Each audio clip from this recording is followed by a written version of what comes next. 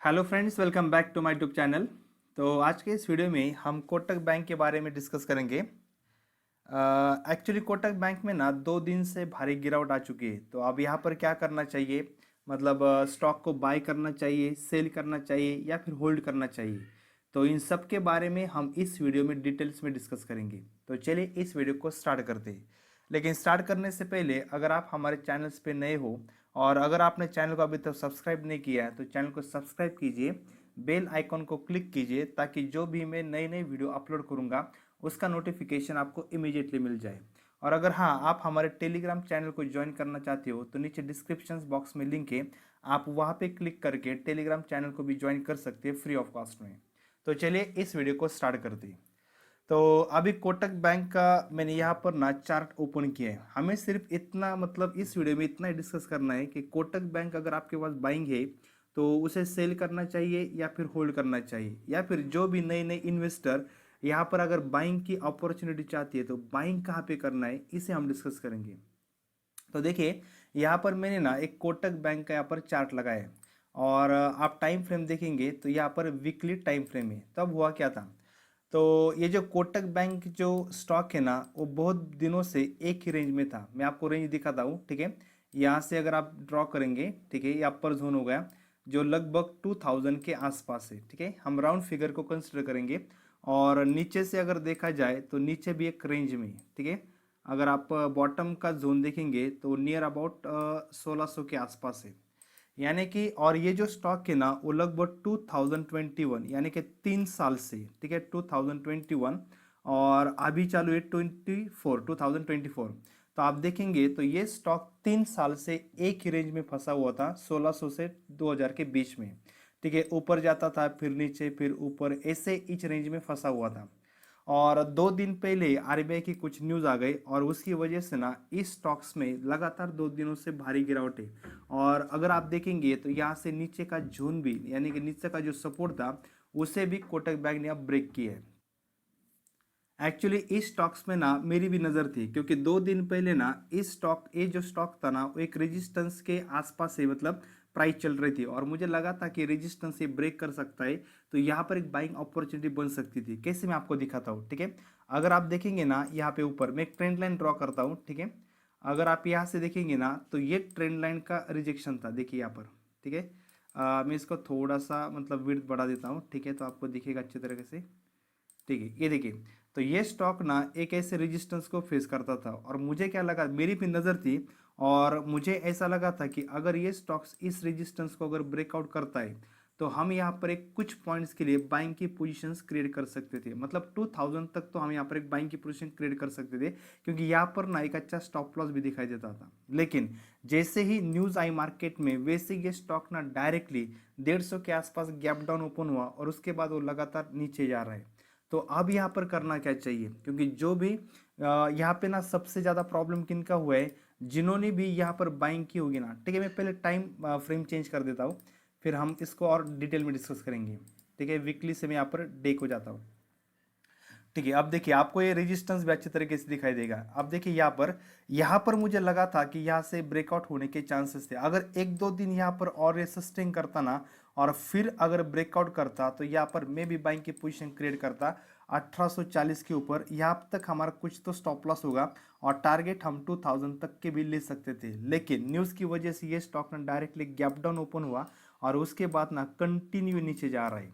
तो यहाँ पर ना अब प्रॉब्लम ऐसा आ रहा है, जिन्होंने भी यहाँ पर बाइंग की पोजीशन क्रिएट की होगी ना, जिन्होंने भी यहाँ पर बाइंग की पोजीशन क्रिएट की होगी वो अब ना बहुत बड़े लॉस में होंगे। तो हम डिस्कस कैसे करेंगे। सबसे पहले जिन्होंने भी यहाँ पर बाइंग किया होगा ना उन्होंने अब क्या करना चाहिए इसके बारे में हम पहले डिस्कस करेंगे। और उसके बाद जिनको भी यहाँ पर फ्रेश बाइंग करनी ना तो उन्होंने कौन से लेवल पे बाइंग करनी चाहिए उसके बारे में डिस्कस करेंगे।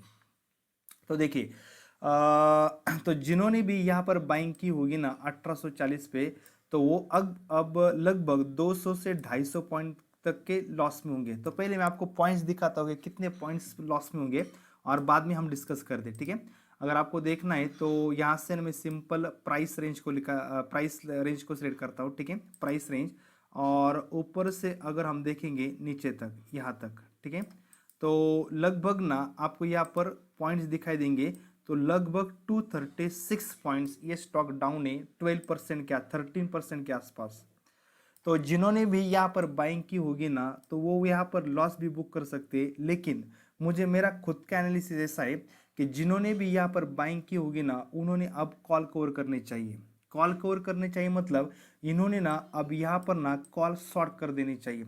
आप चाहे तो यहाँ पर लॉस बुक कर सकते हैं, फिर डिसीजन आपकी होगी। लेकिन प्रोबेबिलिटी देखी जाए क्या, फिर मेरे एनालिसिस से देखा जाए, तो आपको ना पहले लॉस बुक करने से पहले यहाँ से ना कॉल को कवर करना चाहिए, कॉल को शॉर्ट करना चाहिए। मतलब 1840, 1820, 1800 के जो भी कॉल ऑप्शंस होंगे ना, उसे शॉर्ट कर देना चाहिए। क्योंकि अगर कॉल शॉर्ट करते हो तो होगा क्या, अगर ये स्टॉक कुछ दिन के लिए यहाँ पर अगर रेंज में भी जाता है या फिर यहाँ से थोड़ा नीचे भी जाता है, तब भी आपका कॉल में पैसा बन सकता है।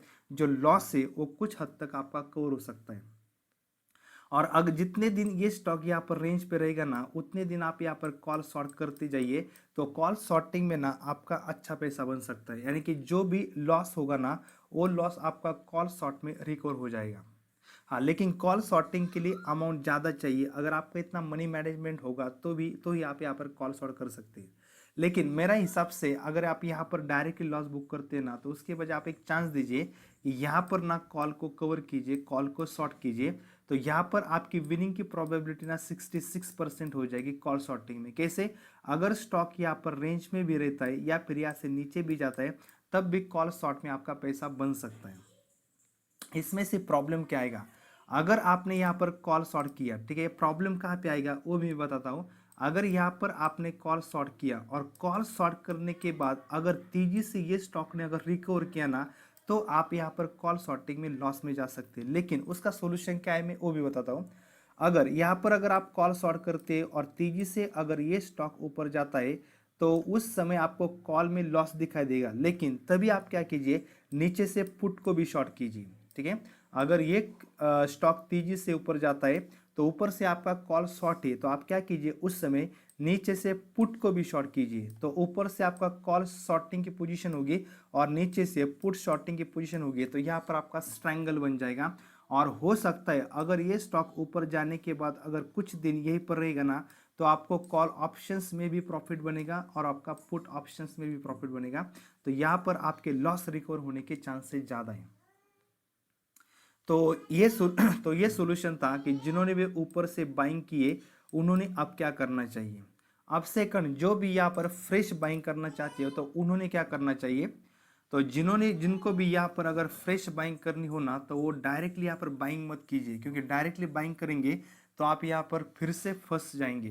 क्योंकि स्टॉक मार्केट में ना कुछ भी मतलब फिक्स नहीं, कुछ भी हो सकता है। अगर फिर से कुछ न्यूज़ आती है तो फिर से ये स्टॉक नीचे गिर सकता है। तो इसलिए आप यहाँ पर ना डायरेक्टली फ्रेश बाइंग मत कीजिए। यहाँ पर जब तक कोई बुलिश पैटर्न नहीं बनता, bullish pattern in the sense यहाँ पर जब तक कोई ऐसा डब्ल्यू पैटर्न नहीं बनता या फिर कुछ रिवर्स हेड एंड शोल्डर का पैटर्न नहीं बनता, तब तक आप यहाँ पर बाइंग की पोजीशंस मत क्रिएट कीजिए। या फिर इस स्टॉक को ना कुछ दिन के लिए साइडवेज जाने दीजिए। साइडवेज जाने के बाद जब एक रेंज बनेगी और रेंज बनने के बाद जब उस रेंज का ब्रेकआउट ऊपर साइड होता है, तब आप बाइंग की पोजीशन क्रिएट कीजिए। क्योंकि यहाँ पर ना आपको स्टॉप लॉस अच्छा मिलेगा। लेकिन ऐसे रैंडमली कहीं पर भी आप बाइंग की पोजीशन मत कीजिए। तो बाइंग की पोजीशन करने के लिए आपको किसी बुलिश पैटर्न के लिए वेट करना चाहिए या फिर कुछ दिन के लिए स्टॉक को साइडवेज जाने दीजिए। कुछ रेंज बनती है, उसका अगर ब्रेकआउट होता है ऊपर के साइड, तभी यहाँ पर आप बाइंग की पोजीशन कीजिए। ठीक है फ्रेंड्स, तो मैंने यहाँ पर आपको सब सॉल्यूशन बता दिए। लेकिन फिर भी जो भी सॉल्यूशन मैंने बताई, ये मेरी एनालिसिस थी। आप अपना खुद का एनालिसिस कीजिए, आपकी खुद की रिस्क मैनेजमेंट, मनी मैनेजमेंट कीजिए। आपका जो भी फाइनेंशियल एडवाइजर होगा उससे पूछ लीजिए। उसके बाद आप यहाँ पे जाके पोजीशन क्रिएट कीजिए, रैंडमली कुछ मत कीजिए। ठीक है दोस्तों, तो इस वीडियो में इतना ही था। अगर आपको ये पार्ट पसंद आता हो तो वीडियो को लाइक कीजिए, चैनल को सब्सक्राइब कीजिए। Thank you.